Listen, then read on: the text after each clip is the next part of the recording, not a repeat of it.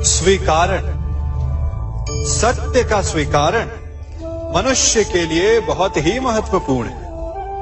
जब तक मनुष्य सत्य को स्वीकार नहीं करता, उसे असत्य से लड़ने की शक्ति प्राप्त नहीं होती। जब आप भोजन करते हैं तो क्या होता है? आपका पेट स्वीकारता है कि वो भर चुका है और आप भोजन करना बंद कर देते हैं। जब आपको निद्रा आती है तो क्या होता है? आपका मन स्वीकारता है कि आपका शरीर थक चुका है और उसे विश्राम की आवश्यकता है। उसी प्रकार जब आपको किसी व्यसन को रोकना हो तो आपको स्वीकारना पड़ता है कि बहुत हो चुका, चाहे वो लालच हो या मदिरा पान। उस व्यसन का त्यागना तभी प्रारंभ होता है जब आप ये स्वीकार कर लेते हैं कि आप उस व्यसन के बंधक हैं। आपने अपने जीवन में कभी तलवार खरीदी है? क्या देखकर तलवार खरीदते हैं? उसकी मयान देखकर या उसकी धार देखकर? अरे, मैं भी कैसा प्रश्न पूछ रहा हूं आपसे। ये आवश्यक थोड़ी कि आप कोई योद्धा या क्षत्रिय हो। ये भी हो सकता है कि आप कोई व्यापारी, कोई छात्र या शिक्षक हो। तो चलिए मैं आपसे ये पूछता हूं कि आप नए वस्त्र कैसे खरीदते हैं? क्या उसका रंग रूप देखकर खरीदते हैं या उसकी गुणवत्ता देखकर? गुणवत्ता देखकर, है ना? ठीक उसी प्रकार जब आप किसी मनुष्य से मिलें तो उसके रंग रूप पर मत जाइए, उसका आचरण समझने की चेष्टा कीजिए, उसकी मेधा, उसकी प्रतिभा का मूल्यांकन करने का प्रयास कीजिए। आपका जीवन बहुत ही सरल हो जाएगा। आप सब ने अपने जीवन में एक कहावत तो सुनी ही होगी कि एक चुप 100 को हराए। सुनी है ना? और इसीलिए कई बार हम जीवन में चुप रहते हैं, मौन रह जाते हैं, क्योंकि यह सत्य है कि एक मूर्ख के लिए मौन रहने से अधिक श्रेयस्कर उत्तर और कुछ भी नहीं हो सकता। परंतु क्या जीवन में सदैव मौन रहना, सदैव चुप रहना क्या उचित होता है? नहीं। जहां पाप का बल बढ़ रहा, जहां छल हो रहा, वहां मौन रहने से अधिक गंभीर अपराध और कुछ नहीं हो सकता। मौन रहकर कदाचित आप समस्या से बच जाएं, परंतु आप संसार को समस्याओं में उलझा देते हैं।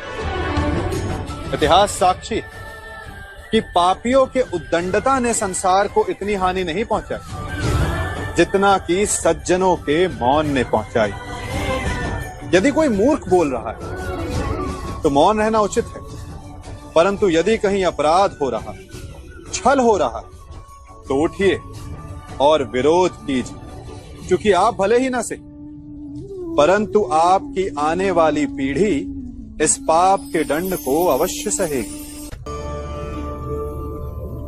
कभी सोचा है हमारा जीवन भी उस रेत की घड़ी की भांति है? जो रेत नीचे गिर चुकी है वो हमारा अतीत है, जो अब भी ऊपर है वो हमारा आने वाला भविष्य है, और वर्तमान ये संकुचित स्थल है जहां से धीरे धीरे करके रेत गिर रही है। अर्थात हमारे पास जीने के लिए यही एक क्षण है। उसका उपयोग कैसे करना है ये हम पर निर्भर करता है। जो बीत गया उसका दुख मनाना है, या जो भविष्य में होने वाला है उसकी प्रतीक्षा में क्रोध करना है। सब कुछ करने के लिए यही एक क्षण है। प्रसन्न रहना है तो उसके लिए भी यही एक पल है। प्रतीक्षा करते रहोगे तो ये पल भी भूतकाल में बदल जाएगा। इसलिए आनंद के लिए, परोपकार के लिए प्रतीक्षा ना कीजिए। आपके पास जो पल है उनका भरपूर सदुपयोग कीजिए, क्योंकि इस घड़ी को पलटकर आप फिर से समय अवश्य गिन सकते हैं, परंतु अपना बीता हुआ समय आप वापस नहीं लौटा पाएंगे। हम सब अपनों की, अपने मित्रों की, परायों की सहायता करते हैं, परंतु हम सब के मन में एक व्यथा रह जाती है कि वो हमारा उपकार भूल गया, कि उसने हमें सम्मान नहीं दिया, कि समय पड़ने पर उसने हमारी सहायता नहीं की। होता है ना ऐसा? अब प्रश्न ये उठता है कि क्या हमें उपकार भुला देना चाहिए या नहीं? और उत्तर भी दो हैं, हां भी और ना भी।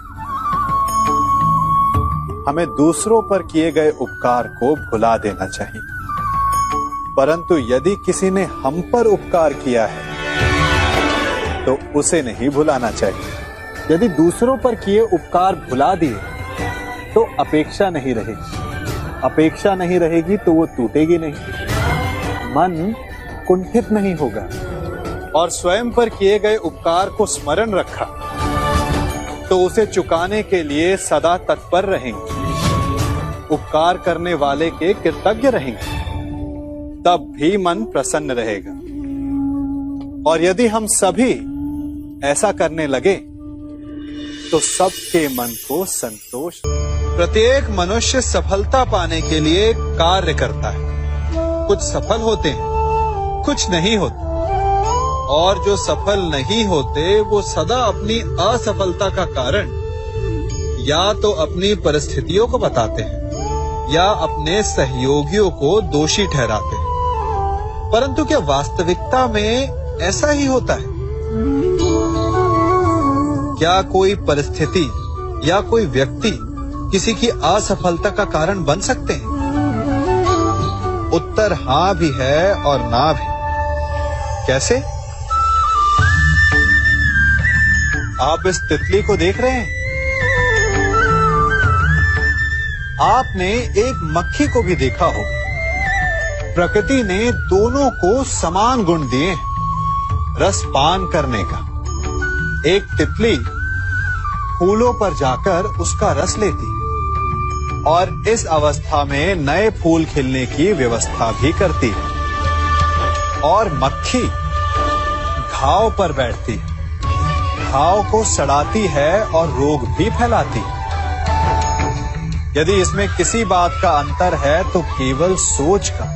यदि आप उचित मार्ग चुनेंगे तो आपको सफलता मिलेगी, आप में उत्साह बढ़ेगा, और यदि आप अनुचित मार्ग चुनेंगे तो आपको असफलता मिलेगी, निराशा मिलेगी। अब उचित मार्ग चुनना है या अनुचित मार्ग, ये निर्णय तो आप पर निर्भर करता है।